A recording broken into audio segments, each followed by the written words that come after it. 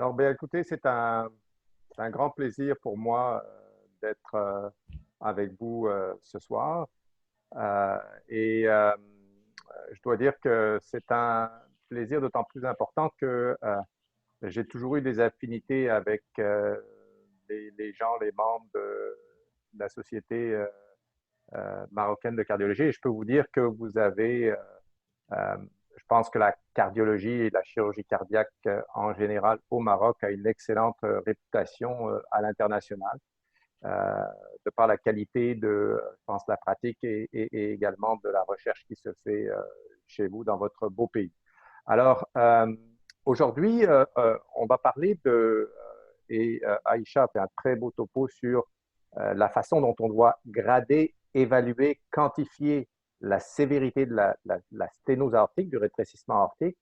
Mais à côté de ça, évidemment, il faut aussi estimer les dommages cardiaques associés au RAC. Et c'est ce qu'on appelle le concept du staging ou définir les différents stades de la maladie. Et en regardant un petit peu déjà les questions qui commençaient à rentrer, je voyais qu'il y avait beaucoup de questions sur le bas gradient, notamment le bas débit bas gradient classique paradoxal. Ça, c'est les stades de la maladie au sens éventuellement des recommandations américaines, puisqu'ils ont défini un certain nombre de stades.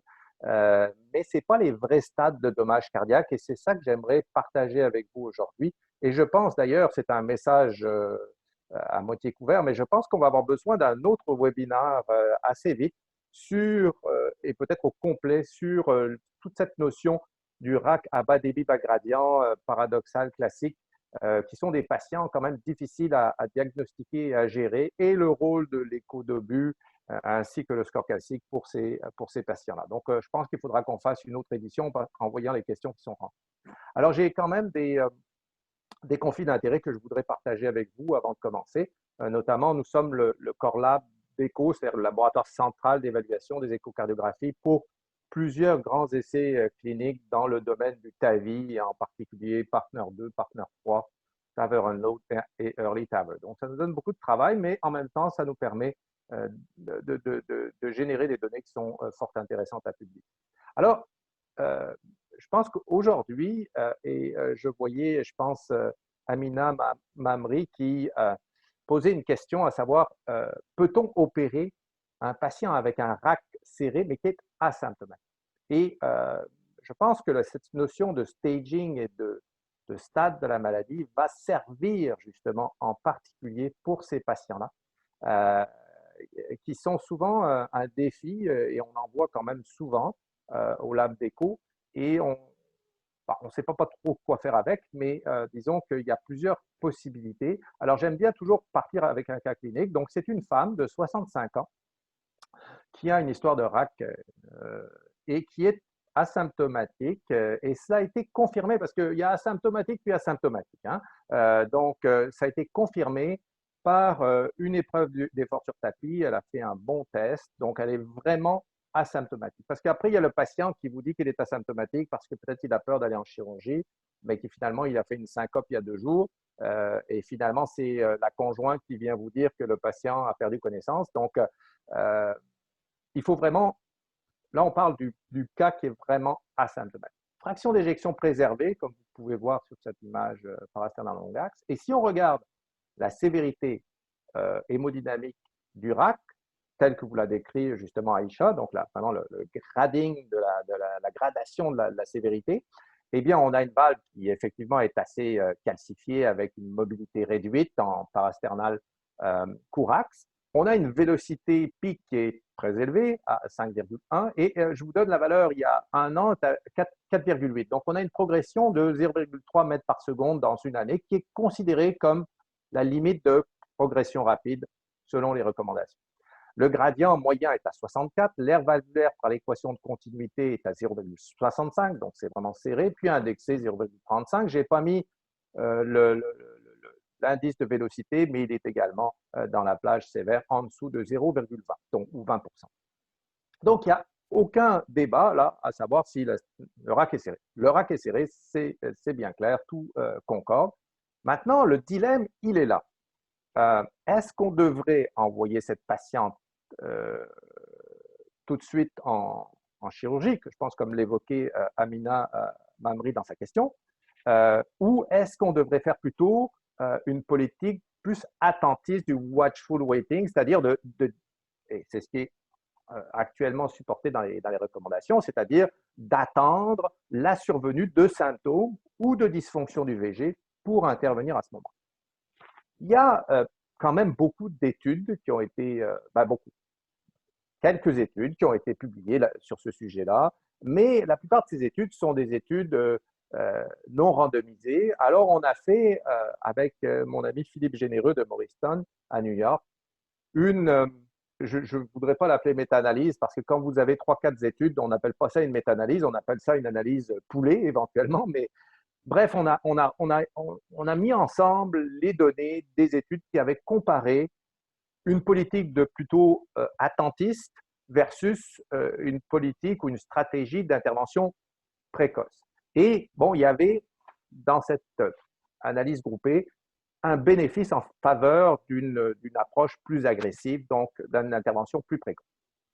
Et si on regarde les recommandations, donc comme vous savez, les éditions datent de 2017, vous avez les recommandations européennes et les recommandations américaines.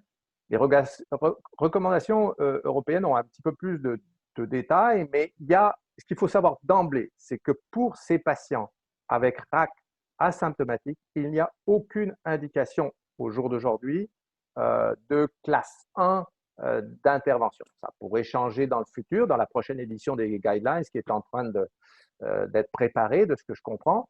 Mais pour l'instant, il n'y a pas d'indication de classe 1. Par contre, il y a quand même certaines ouvertures, des indications de type 2A. Par exemple, si vous avez une sténose très sévère, qui est définie un peu différemment dans les recommandations européennes, c'est 5,5 mètres par seconde versus 5 dans les recommandations américaines. Donc, de façon intéressante, la patiente que je vous présente aujourd'hui, elle ne se qualifie pas comme une sténose sévère selon les recommandations européennes, mais vraiment sévère, je veux dire très sévère, mais elle est qualifiée de très sévère selon les recommandations américaines. Bon, c'est des petites discordances, il faut vivre avec. Il y a d'autres choses qui sont dans les recommandations, notamment une progression rapide de la sténose, qui est le cas de cette patiente-là, qui est dans les recommandations européennes et américaines. Et les recommandations européennes ont aussi la présence d'une sténose aortique très calcifiée et une valeur du BNP qui est augmentée de 3 fois par rapport à la normale, ainsi qu'une diminution de la pression artérielle durant l'effort. Donc, la patiente dont on discute aujourd'hui, elle a certains éléments, disons, de risque. Il n'y a pas d'indication de classe 1, encore une fois, d'intervenir, mais il y a des points qui nous diraient il faudrait peut-être considérer une intervention bientôt. Et si on regarde effectivement sa valve, elle est très calcifiée. On peut la qualifier, disons, de calcification sévère. En écho, c'est sûr que c'est difficile d'avoir une quantification, c'est plus semi-quantitatif. On fait du 0, 1, 2, 3. Là, ce serait un 3. Et Raphaël Rozenek et Helmut Baumgartner avaient bien démontré dans cet article publié dans le New England en 2000 que lorsqu'il y avait une calcification modérée ou sévère, eh bien, ces patients avec RAC asymptomatique évoluaient de façon défavorable. Alors, là, on change de registre. Parce que, OK, là, on est convaincu pour cette patient-là, ce n'est pas vraiment un problème de dire, bon, le RAC est serré. Bien. Maintenant, ce n'est pas le RAC serré qui éventuellement tue le patient. C'est les conséquences du RAC sur les chambres cardiaques, en particulier sur le ventricule gauche et aussi le ventricule droit. Et donc, c'est pour ça qu'il faut regarder au-delà de la sténose. Souvent, quand on évalue un RAC à l'écho, on a tendance à mettre beaucoup de temps et d'énergie sur la valve, parce qu'on va être sûr que le RAC est serré, puis le gradient, l'air valvulaire, etc. C'est très bien, il faut le faire et il faut bien le faire. Mais après, il faut regarder les conséquences, l'impact, les répercussions. Et en particulier, numéro 1, c'est le ventricule gauche. Et pour le ventricule gauche, bien dans la recommandation, comme vous savez, le seul critère qu'on a, c'est la fraction d'éjection de moins de 50% comme déclencheur d'intervention. Alors, parlons-en un petit peu de la fraction d'éjection, surtout dans le contexte du RAC. Si vous regardez juste la fraction d'éjection, vous pouvez vous dire, comme sur une des belles plages à Agadir ou à Rabat, écoute, il fait beau, la mer est belle, je me promène, tout va bien et tout, si je regarde juste la fraction d'éjection, la journée va être magnifique. Mais c'est peut-être pas toujours le cas. Et si on regarde un petit peu plus en profondeur d'autres paramètres qui sont plus sensibles, on peut s'apercevoir que le patient, même si la fraction d'éjection nous dit que tout va bien, on est à 60-65%, comme la patiente qu'on vient de voir, il y a peut-être déjà une dysfonction sous-clinique, sous-jacente, qui est en train d'évoluer. Et bon, on avait un peu, avec mon ami et collègue Éric Larose, qui est plus dans le domaine de l'imagerie et de la cardiologie interventionnelle, on avait un petit peu fait ce titre un peu romantique pour dire que ce que nos yeux voient n'est pas nécessairement ce que notre cœur ressent. Tout ceci est pour dire que ce que vous voyez à votre écran d'écho, ben, c'est la fraction d'éjection. Ce qu'on mesure par la méthode Biplan, c'est la fraction d'éjection. Mais la fraction d'éjection, elle sous-estime de beaucoup l'étendue de la dysfonction sous-clinique. Alors ça, c'est une étude justement qu'on a faite. C'est en fait, il y a plusieurs cliniques de valves se sont mis ensemble et on a fait ça avec mon ami Patricio Lancelotti, Julien Magne et autres, et pour voir un peu quels étaient les prédicteurs de, euh, de survenue de symptômes, d'événements. Et ici, c'est essentiellement la survie, donc quand même un point d'aboutissement assez robuste, chez les patients avec RAC asymptomatiques. Et là, ce qui est important, c'est que c'est des RAC asymptomatiques qui sont suivis dans le contexte clinique de valve. Donc, ils sont bien suivis régulièrement, on leur fait des épreuves d'effort, etc. Donc, et on est sûr qu'ils sont vraiment asymptomatiques. Et bon, les paramètres qui sortent, un, pas surprenant, c'est la vélocité pic supérieure à 5. Donc, encore une fois, le RAC très sévère. Bon, ben là, quand vous, au départ, au baseline, si vous avez déjà un RAC très sévère, c'est pas long que vous aurez besoin d'aller en chirurgie. Bon. L'autre chose qui était intéressante, c'est la fraction d'éjection. Bon, il n'y avait pas évidemment de patients qui avaient une fraction d'éjection en dessous de 50% dans cette cohorte parce qu'ils auraient déjà eu une indication de remplacement valvulaire aortique.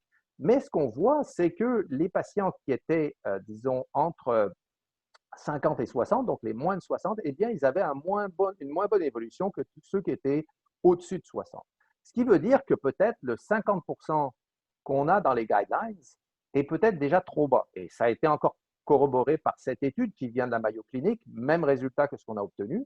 Donc, en fait, un des messages que je veux vous donner aujourd'hui, et peut-être que ça va changer dans la prochaine édition des recommandations, peut-être pas, mais c'est que pour moi, je suis de plus en plus convaincu chez un patient avec RAC serré asymptomatique, 50% et même 55%, c'est déjà trop bas. C'est un ventricule qui souffre, qui est déjà en dysfonction et pour lequel on devrait considérer une intervention plus précoce et que peut-être ce seuil qui est à 50% dans les recommandations devrait être remonté à 60%, comme on le fait par ailleurs dans le contexte de l'insuffisance mitrale.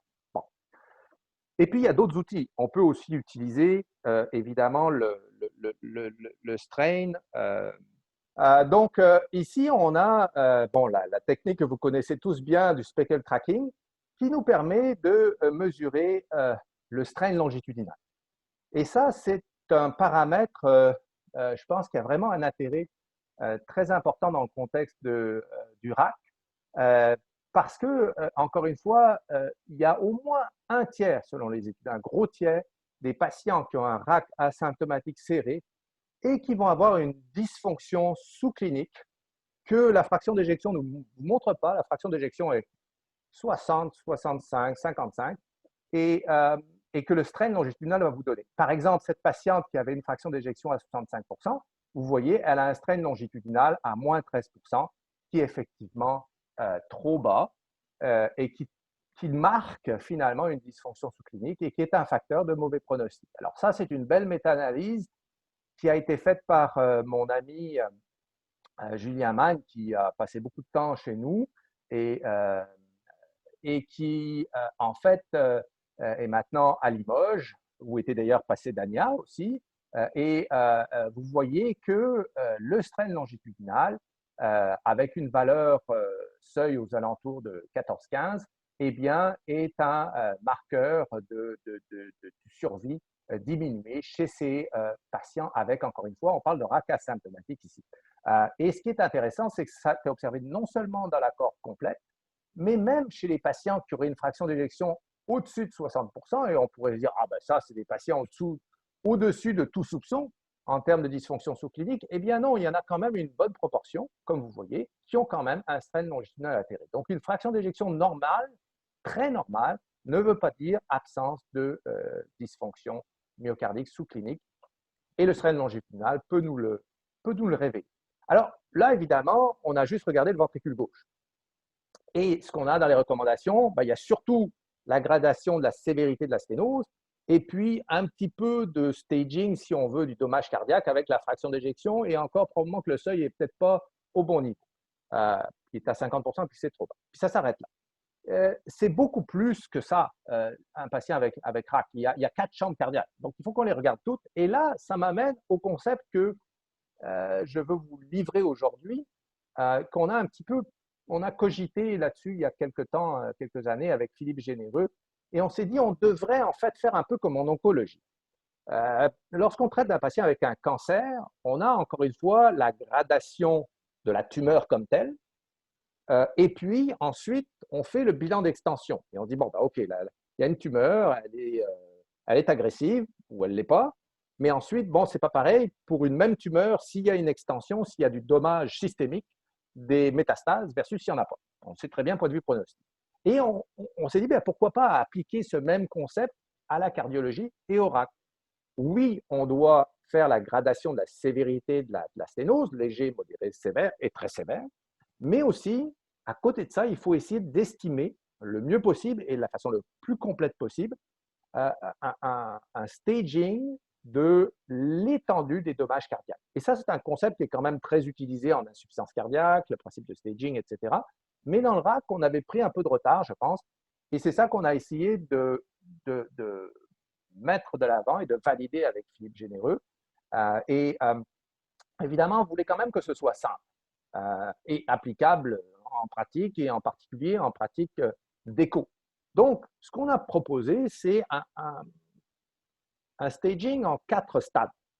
Le stade 0, il n'y a pas de dommage des chambres cardiaques. C'est bien rare, évidemment. Enfin, c'est bien rare. C'est moins fréquent quand on a un RAC serré, mais ça peut arriver quand même.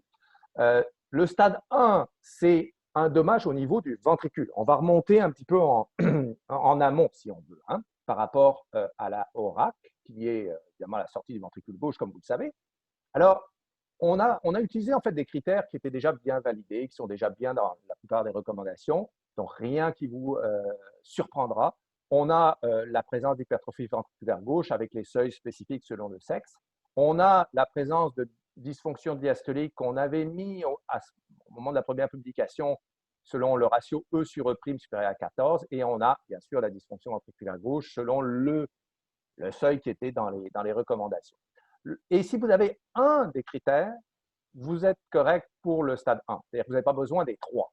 Et c'est la même chose pour chaque stade. Le stade 2, on remonte un peu et c'est du dommage au niveau oreillette gauche et valve mitrale, incluant dilatation de l'oreillette gauche, une insuffisance mitrale modérée à sévère et ou la présence de fibrillation auriculaire. Stade 3, eh bien là, on va encore un petit peu plus haut.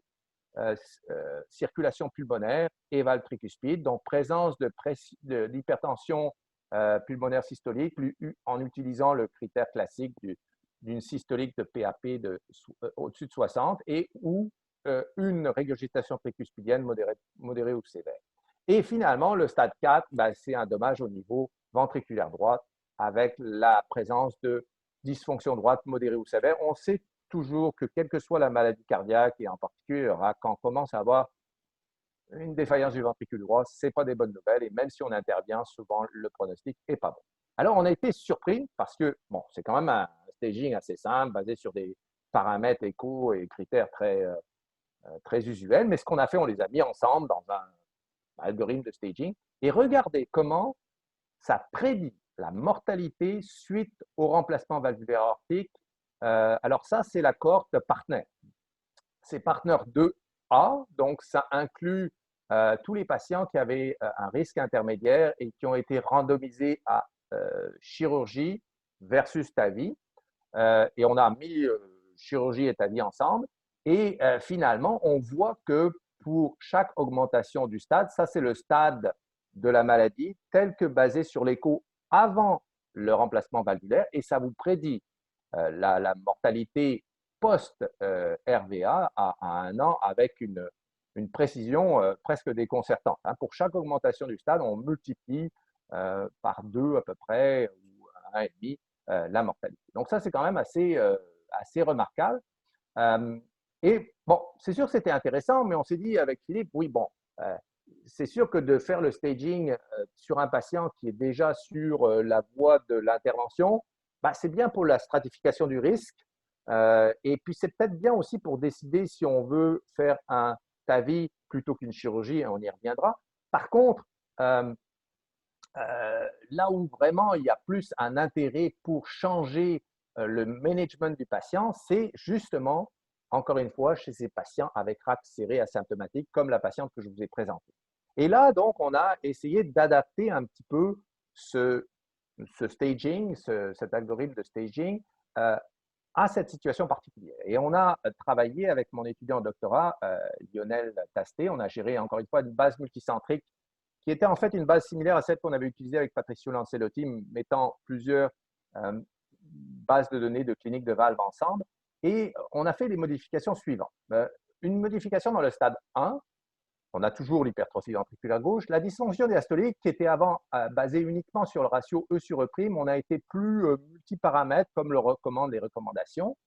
Et donc là, on a inclus une dysfonction diastolique grade 2 ou 3, finalement, hein, donc plus avancée. Fraction d'éjection, elle est toujours là, mais notez bien, on utilise un seuil plus haut. Ce n'est pas 50%, mais c'est 60%. D'abord parce que, bon, c'est des RAC asymptomatiques, donc il n'y a pas de patient en dessous avec fraction d'éjection en dessous de 50% en général. Et deuxièmement, il y a quand même plusieurs études, au moins 5, et je vous en ai présenté 2 précédemment, qui montrent que le seuil de 50%, il est probablement trop bas et qu'il faudrait plus aller vers 60% pour capturer ces patients qui présentent une dysfonction ventriculaire gauche sous-clinique. Et aussi, on a inclus le strain longitudinal comme un autre paramètre pour, encore une fois, identifier la dysfonction sous-clinique. Donc, encore une fois, si vous avez un de ces 4, vous êtes stade 1. Stade 2, ça reste similaire. Stade 3 aussi. Et le stade 4, c'est pareil, sauf qu'on a ajouté un paramètre que moi j'aime bien. On a fait plusieurs publications là-dessus. C'est le débit. C'est ce qui sort du ventricule gauche. On va me dire, mais pourquoi vous l'avez mis au niveau du stade 4? Eh bien, parce que finalement, le cœur est une pompe. Okay? Et la meilleure façon de mesurer la fonction d'une pompe, qui en fait comprend 4 chambres, c'est de mesurer ce qui sort à la sortie de la pompe, donc du ventricule gauche, en termes de volume par battement et indexé par rapport à la surface corporelle, évidemment. Donc, c'est bien logique. Mais lorsque ce volume d'éjection baisse par rapport à la surface corporelle, c'est jamais une bonne nouvelle. Quelle que soit la cause, c'est jamais une bonne nouvelle. Ça ne peut pas être une bonne nouvelle. Et par contre, la cause peut être au niveau du ventricule gauche, ça peut être au niveau de la valve mitrale ou plus loin, ou même au niveau du ventricule droit. Et donc, en fait, c'est pour ça qu'on a mis ce critère avec un seuil plus sévère que ce qui est souvent proposé dans les recommandations pour un marqueur de bas débit, qui est 35, comme vous le savez. Là, on a mis 30 parce qu'on voulait vraiment marquer le stade 4, qui est en fait la première phase, si vous voulez, de décompensation, même si elle est encore asymptomatique, première phase de défaillance cardiaque asymptomatique. Donc, on a appliqué ça sur une assez grosse cohorte de patients avec un RAC, c'était multicentrique, encore une fois, asymptomatique. Et de façon intéressante, ce qu'on a observé, c'est qu'il y avait quand même 61%, ça nous a surpris, des patients qui avaient un RAC serré, qui était asymptomatique, puis là, ce n'était pas des faux asymptomatiques, encore une fois, confirmés, et qui présentaient un stade 2 ou 3-4, on les a mis ensemble. Donc, finalement, plus de la moitié des patients qui sont asymptomatiques, et donc on pourrait se dire, oh, ben, il n'y a pas de problème avec ces patients-là, ils ont bon pronostic, ils montrent des dommages cardiaques étendus. Hein. On ne parle pas juste de stade 0 ou 1, là, on parle de stade 2, 3, 4. Donc, c'est quand même assez majeur, ce qui veut dire que les symptômes, ça sous-estime de beaucoup l'étendue des dommages cardiaques. Ce n'est pas parce que le patient n'a pas de symptômes qu'il n'a pas de dommages cardiaques associés. Et regardez encore une fois, c'est quand même assez frappant. On voit une augmentation assez spectaculaire. Et là c'est le décès, hein, c'est quand même assez majeur. Lorsqu'on a stade 0, ben, ça va bien. Stade 2, stade 1, pardon, Au début, c'est assez. Dans la première année, c'est pas mal collé avec stade 0, ce qui nous dit comme message que finalement, quand on est stade 0 ou moins, on peut se permettre de suivre, d'avoir une politique attentiste. Par contre, dès qu'on arrive dans le stade 2 et évidemment 3-4, eh bien là, le pronostic est moins bon et dès le début. Ce qui veut dire que ces patients-là, probablement 2, 3 ou 4, on ne devrait pas attendre et on devrait considérer une intervention plus précoce. Donc, ça a été ça le message du papier, c'est de dire, bon, il faut faire le staging, comptez pas sur les symptômes et lorsque vous avez un staging 0 ou 1, ben, on peut se permettre de faire la politique plutôt d'attendre, mais si c'est 2, 3, 4, on devrait intervenir. Donc là, comme vous savez, il y a un essai clinique en cours qui, c'est l'essai clinique Early TAVR, qui justement adresse ces patients avec RAC asymptomatique sévère et on confirme qu'ils sont bien asymptomatiques et on les randomise entre un TAVI par voie transfémorale ou justement la politique, la stratégie attentiste qu'on appelle la surveillance clinique où on va intervenir, mais seulement quand les symptômes vont se développer. Donc, c'est en fait un essai clinique qu'on appelle de stratégie, c'est-à-dire qu'on teste ici pas une intervention par rapport à l'autre, mais plus le timing de l'intervention. Et vous savez qu'il y a une petite étude, un petit essai clinique là, qui a déjà été publié, qui vient de Corée du Sud. Bon, ce n'est pas des grands nombres de patients, hein, on ne parle pas des 500 patients dans chaque bras de l'essai clinique Early TAVR, mais bon, il y a 72, 73 patients dans chaque bras. Et il y avait quand même une augmentation des événements, de la mortalité en particulier dans le bras plus conservateur, donc où on attendait versus le bras chirurgie précoce. Donc, ayant dit ça, il faut savoir que ce n'était pas du RAC asymptomatique tout venant, c'est du RAC asymptomatique très sévère. Okay? Donc, ils ont vraiment sélectionné les patients avec une vélocité pique au-dessus de 50. Donc, ça, c'est quand même peut-être une limitation de l'étude parce qu'il y a déjà, pour ces patients-là, comme vous le savez, une ouverture dans les guidelines. Ce qui est plus important, ça va être justement ceux entre 40 et 50 pour lesquels on ne sait pas quoi faire et pour lesquels il n'y a pas encore d'indication aucunement dans les guidelines. Tout ceci, c'est pour dire que on a jusqu'à maintenant concentré les essais cliniques, comme vous le savez, les essais cliniques Partner et Corval, sur les populations qui avaient du RAC sévère avec symptômes. Et là, on a pas mal d'indications pour toutes les strates de risque chirurgical. Ce qui nous intéresse maintenant, c'est le RAC sévère serré, donc asymptomatique, comme on vient de le dire. Il y a plusieurs essais cliniques. Early TAVR, il y a celui qu'on vient de présenter, Recovery, mais il y a aussi un autre essai clinique anglais, EVOLVE. Et puis, à l'autre bout, et si vous me l'accordez, j'en parlerai brièvement, c'est les patients avec RAC modéré qui n'ont pas de symptômes. Et ça, c'est déjà un petit pont et un petit avant-goût peut-être du prochain webinaire sur le RAC à bas débit bas gradient. Comme vous savez, quand on a un RAC à bas débit bas gradient avec une mauvaise fraction d'éjection, comme ce patient, on aime bien faire une dobutamine pour confirmer la sévérité de la sténose. Je pense qu'il y avait une question qui disait est-ce qu'on peut se fier sur l'air valvulaire par équation de continuité, qui est celle-ci ici de 0,85, mesurée au repos pour estimer la sévérité d'une sténose chez un patient qui a un bas débit et un bas gradient. Là, la réponse est non. Il faut faire une dobutamine ou un score calcique, mais quelque chose pour nous confirmer que c'est une sténose sévère, parce que là, ça pourrait être une pseudo-sténose ou sténose pseudo-sévère. Alors là, on fait la dobutamine, justement, chez ce patient-là. Le gradient augmente, 22, monte à 32, donc quand même une petite augmentation de 10 mm de mercure, mais reste quand même modéré. Okay? L'air valvulaire, qui était sévère au repos, là, augmente de façon assez substantielle et devient modéré. Donc, en fait, la conclusion chez ce patient-là, et c'est bien un bon exemple pour dire qu'on ne peut pas se fier sur l'air valvulaire au repos, si on avait juste utilisé l'air valvulaire au repos et qu'on n'avait pas fait de dobutamine, on aurait conclu que ce patient a un RAC serré, alors qu'en fait, le RAC est modéré. Alors, ça, OK, ça veut dire, RAC modéré, je m'en lave les mains, ça y est, c'est terminé. Eh bien, je pense que là, il va peut-être falloir repenser pas nos préjugés, mais notre évaluation sur ces patients-là. Parce que moi, je suis intimement persuadé qu'un RAC modéré sur un mauvais ventricule comme ça pourrait être délétère. C'est-à-dire que 22 mm de mercure ou 32 pour un patient qui a une bonne fonction, une bonne fraction d'éjection, ça va. Mais pour un patient qui a un ventricule défaillant, ça ne va pas. Et c'est ce qu'on voit ici. Ça, c'est une étude de tricentrique où on a pris des patients avec sténose modérée qui avaient une fraction d'éjection abaissée. Eh bien, 61% étaient morts ou avait eu besoin d'un remplacement valvulaire aortique ou avait été hospitalisé pour insuffisance cardiaque à 4 ans. Donc, le pronostic de ces patients-là n'est pas bon. Donc, ce qui veut dire qu'une sténose modérée pour un bon ventricule, ça peut être sévère pour un ventricule déprimé. Et c'est ce que je veux vraiment cristalliser ici. Donc, c'est pour ça que la gradation de la sévérité, c'est bien, mais ça ne veut pas dire qu'un RAC sévère soit nécessairement mauvais pour tous les patients. Et vice-versa, ça ne veut pas dire qu'un RAC modéré soit bénin pour tous les patients. Et d'où l'importance de faire le staging. Et alors, on a un autre essai clinique qui est un peu l'essai clinique frère ou sœur de Early TAVR. Mais là, il focus sur les patients, justement, qui ont un RAC modéré. Vous allez me dire, là, Philippe, tu es quand même gonflé parce que, bon, on n'a pas encore réglé la situation du RAC serré et on vient déjà nous amener dans le RAC modéré. Et oui, qu'est-ce que vous voulez, il faut toujours être un peu prévoir ce qui s'en vient. Et ces patients-là, souvent, comme vous le savez, je suis sûr que vous en suivez des RAC modérés qui ont des mauvaises fractions d'éjection, qui sont en insuffisance cardiaque. Vous avez optimisé toute la panoplie de votre arsenal pharmacologique et les patients sont malheureux. Ils reviennent toutes les 2 semaines.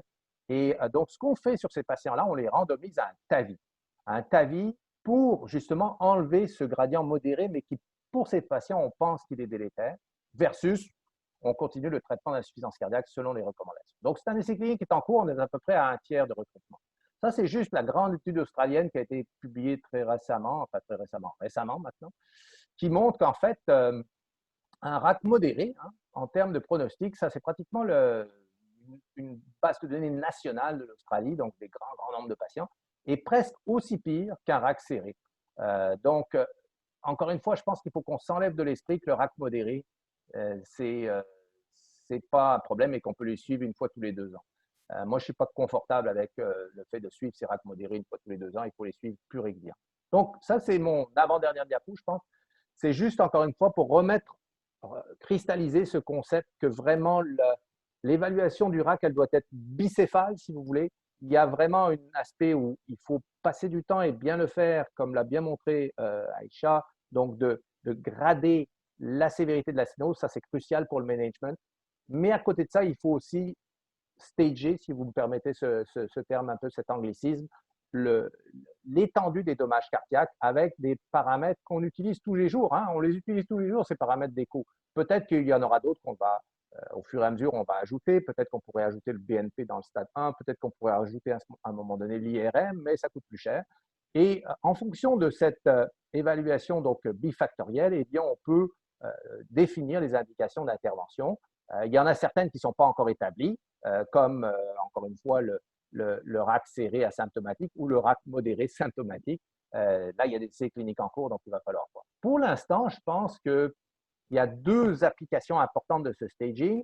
Une, encore une fois, chez le RAC serré asymptomatique, je pense que si on fait le staging et que le stade est 2 ou plus, pour moi, enfin, c'est déjà ça dans notre pratique, c'est vraiment un argument très fort pour considérer un remplacement précoce. Alors que si on est stade 0 ou 1, on peut avoir une discussion avec le patient et on est confortable à les suivre et à les voir aux 6 mois ou aux années par écho. Et je dirais que ça va rester probablement valide, quels que soient les résultats de l'essai clinique Early TAVR et autres, parce qu'un essai clinique, c'est une moyenne.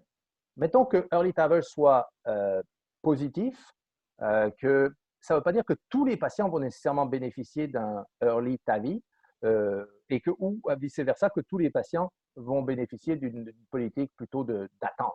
Donc, je pense qu'on va avoir besoin d'outils comme le staging pour pouvoir faire cette décision.